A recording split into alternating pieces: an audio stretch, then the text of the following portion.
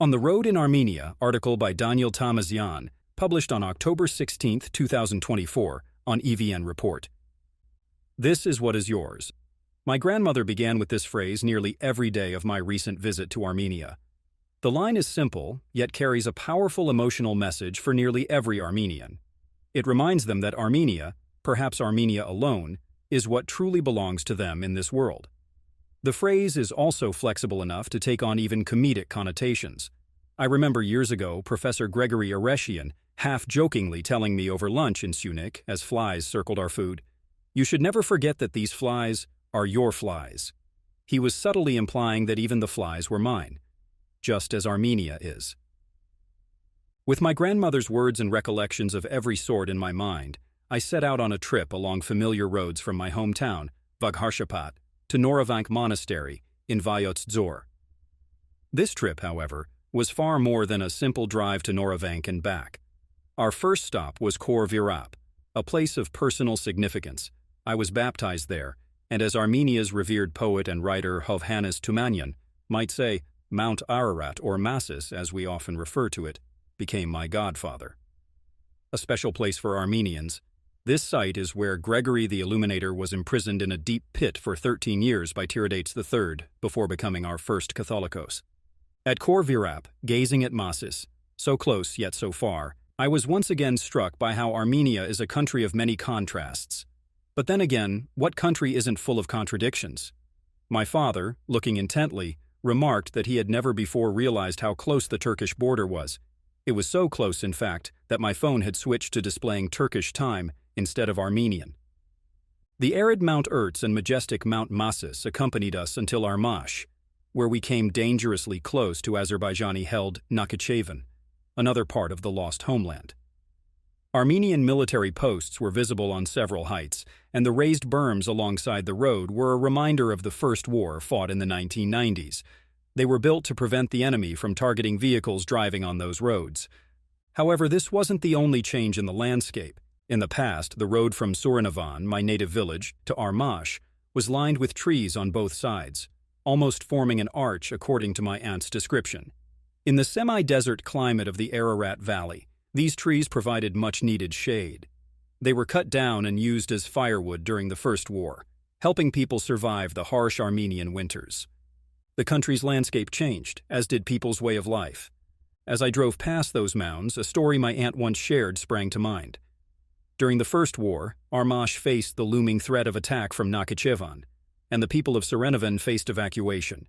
Instead of fleeing, they chose to stay in their homes and resist any potential enemy attack. In the end, only pregnant women and children were taken to safety. My grandfather gathered all the sharp items in the house, preparing for a possible fight. Fortunately, in the ensuing battles, the Azerbaijani forces were stopped in their offensive, and the Armenians managed to gain control of the heights overlooking Nakhichevan. Driving past Zangakatun into Vayots Dzor, one feels a relative sense of safety, surrounded by mountains on all sides, seemingly as a shield from enemy sight. Yet the border remains close, just beyond view, and today the mountains provide only little security. Our feeling of security vanished as we entered the gorge leading to Noravank, finding ourselves at the mercy of rocks that could fall and block the narrow road at any moment. In sharp contrast to this rugged rocky landscape stands the jewel of Vayots Dzor, Noravank Monastery. Commissioned by the Orbelian family and built by architect and master artist of Armenian illuminated manuscripts Molmik in the 13th century, it leads the mystic triad of churches in former Orbelian territories, all constructed with the same white, yellow, and red stone. Some 40 kilometers north of Noravank, nestled deep within the mountains, stands the St. Hovhannes Karapet Church. During our visit, it was undergoing much-needed restoration, with fortification of its ancient foundations in progress. Even if the church were open to visitors, it would be far less crowded than Noravank. Here, in this tranquil setting, one could pray, find rest in the cool shade of the inner walls, and admire the Kachkars, stone crosses, etched with the meticulous artistry of the craftsmen who carved them centuries ago.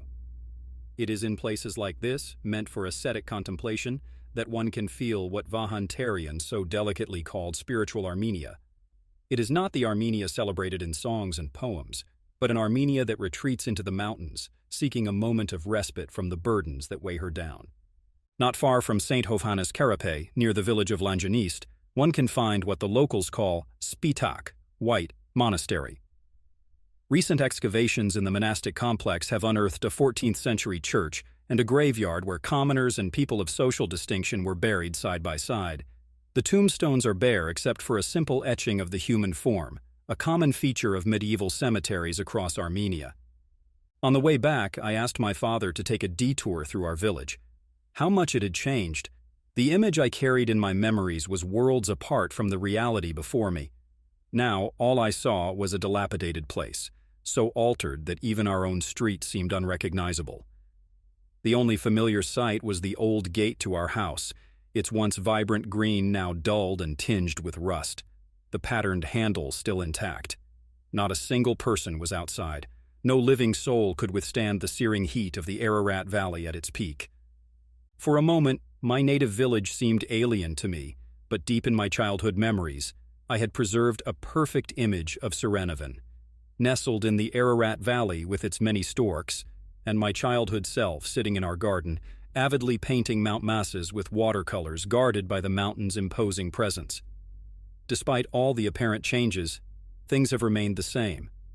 Armenia, with all its transformations, ebbs and flows, remained our Armenia, the country to which we feel inexplicably attached. As George Orwell put it, patriotism is devotion to something that is changing but is felt to be mystically the same.